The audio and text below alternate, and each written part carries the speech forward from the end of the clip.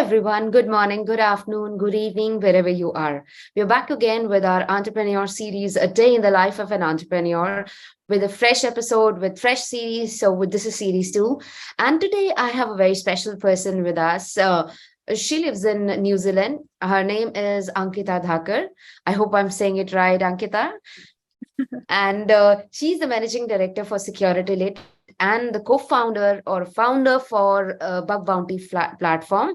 But I will stop here. I'll let her talk more about that. Over to you, Ankita.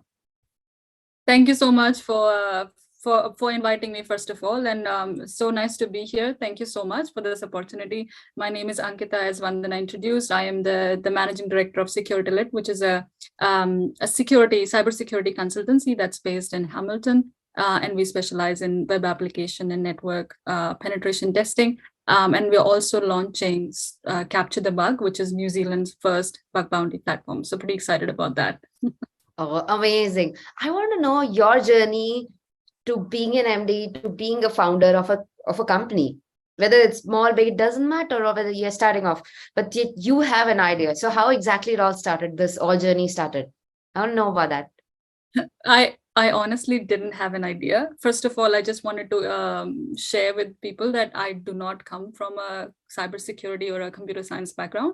And I moved to New Zealand in 2015. I came here to study. So I completed my honors in business. And then I also did a diploma in business. And I always wanted to, do a job. And then I was employed by a company that used to destroy people's confidential information, and they used to work a lot with the government. So we used to get a lot of cool documents like passports and health records. And just one day I got curious, what happens if this data gets into the wrong hand of people? And before then, I didn't even knew anything about cybersecurity. So just one day I got curious, and I just wanted to understand what cybersecurity is and what happens if this data leaks. And that's how I discovered the term cybersecurity back in 2019. And I don't know, I was like, this is it. This is what I want to do. And I was in Auckland back then. And so I moved to Hamilton. I started my company in 2020. And basically, as you asked, there was no plan. It was just my curiosity. And I always had this thing in mind, like I will start. And if this doesn't work out, I can always come back to job. But that journey never ended. So I'm happy. Yeah, glad to know. I'm sure when you're starting your day, being an entrepreneur, it's not easy because it's not a plan, but it's a serendipity that happened to you, and it's a beautiful journey for you. So how exactly your day looks like? Like, what do you do in a day, and what are the challenges that you face?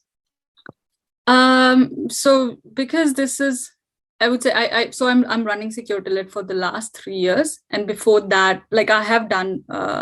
I've studied business, but what you read and what you learn in a textbook is really different to what like when you do it practically. So I think that the first year was me just learning about how to manage people, how to talk to people, because I haven't done that, right? So that was a very learning curve for me to manage people and how to talk to them, because when you're working with people, it's not just about delivering work, right? It's also about them welcoming them into your company and making sure that they're happy, because that's how the company culture should be, and they should feel they're working in their own company. So that was a learning curve for me, and I think I'm still learning that. But the day-to-day, how that looks like would be that I start my day looking at my diary. If I have, so these days, because we're launching New Zealand's first bug bounty platform, it's all about seeing who has booked for a demo, giving them a demo. I'm also actively raising funds, so it's meeting with investors.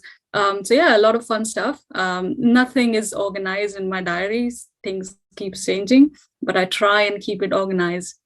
Yeah, most of the times. Yeah, I can understand. And the way things are spinning off, they're totally different to sometimes what we anticipate. Yeah. Like yesterday, I had a very different plan to what I would be doing on Monday, and it has changed completely. So yeah. Yeah, and while you are working towards your challenge, changing plans. How do you balance out these things with your team? Because you have to work with team, you have to do so much of different tasks, which is like for every entrepreneur, tasks are different. So how do you do that? How do you balance that? And how do you cascade that to your team? Because they need to be aligned with your vision, with your changing strategy. So how do you do that? I think I'm really so from day one I've embedded this culture where people can be honest about anything really, and I know that when you're running a startup, nothing goes by plan. So as I said, yesterday I was thinking about Monday being this and this. Now it has completely changed. And if it's okay for me, I'm creating a culture where it can be okay for my team members as well. So if they have scheduled a plan, I don't know, maybe it's a feature release, right? And we have committed that it can be on so and so date, but if it's not happening, I just want them to tell me that, hey, Ankita, this is not possible, right? So it's all about communicating really well. And I think just that's how things work out with us. And we're a very small team, right? So we have a very connected team. So if anything is not working out, or we're facing issues or anything like that, we always communicate. So we are always like connected, even though I'm based in New Zealand, and I have a very small team that sits in the Asia Pacific region. We always communicate, even though if it's Teams by email. I prefer Teams because emails are just can be too formal. But yeah, I think when it comes to aligning with goals, I think from day one, since I started my journey from Insecure-Lit and Capture the Bug, I've been really clear what my vision is. And I try and make it really realistic rather than, having those fancy goals which cannot be met.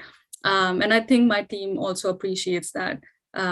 Yeah, so I think it's a very small, fun environment where there is no hierarchy. So we're working in a flat team. Hey, we are responsible for this. And I think they also take charge of that, right? Like, oh my God, this is my product. I'm really responsible for this. We have to launch on so and so date. So they take responsibility like that.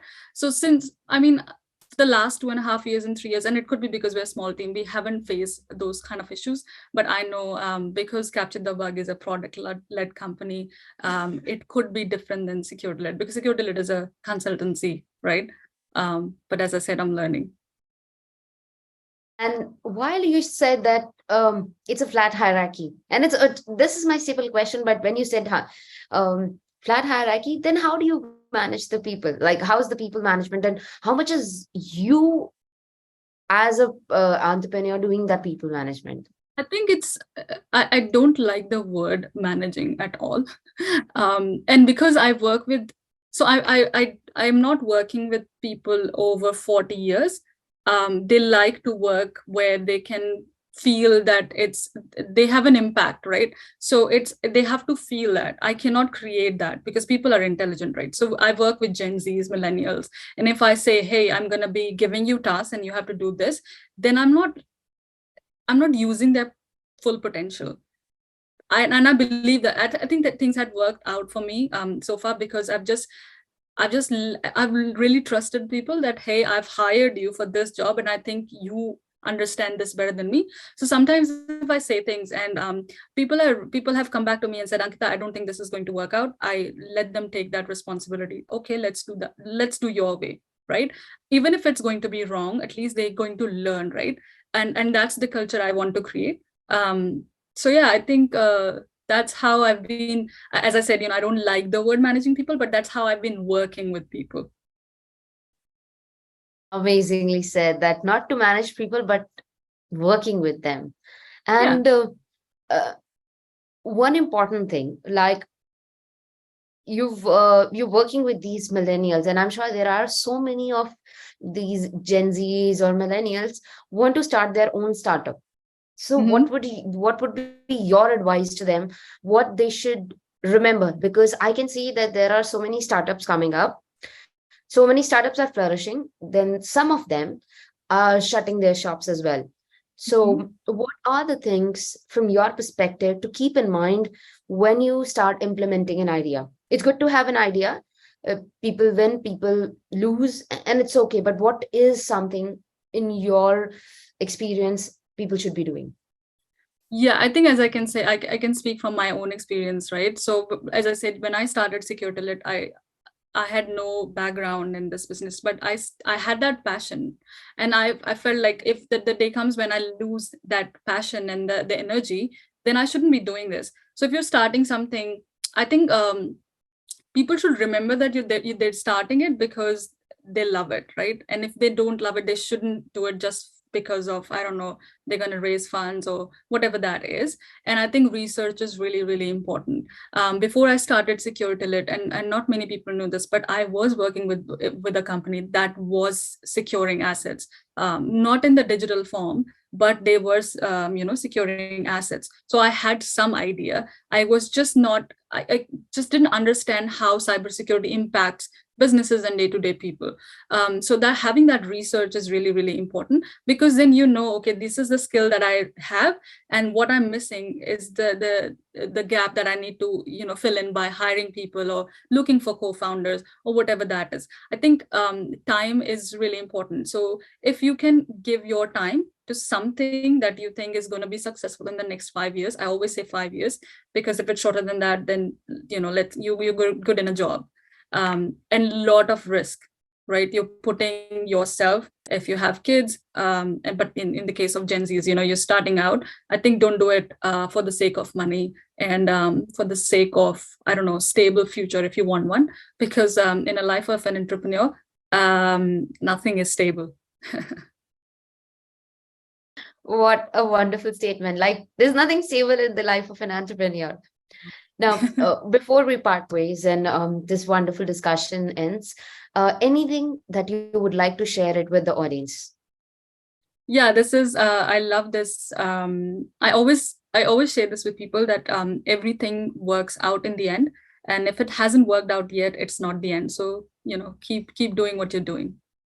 Superb. Thank you so much, Ankita, for sharing wonderful details. And it's lovely speaking with you. Same here. Thank you so much. It was great meeting with you, and yeah, I hope to do more interviews like this in the future. Absolutely. Looking forward to meeting you someday. Yeah, absolutely. Thank you. Take care. Thank you.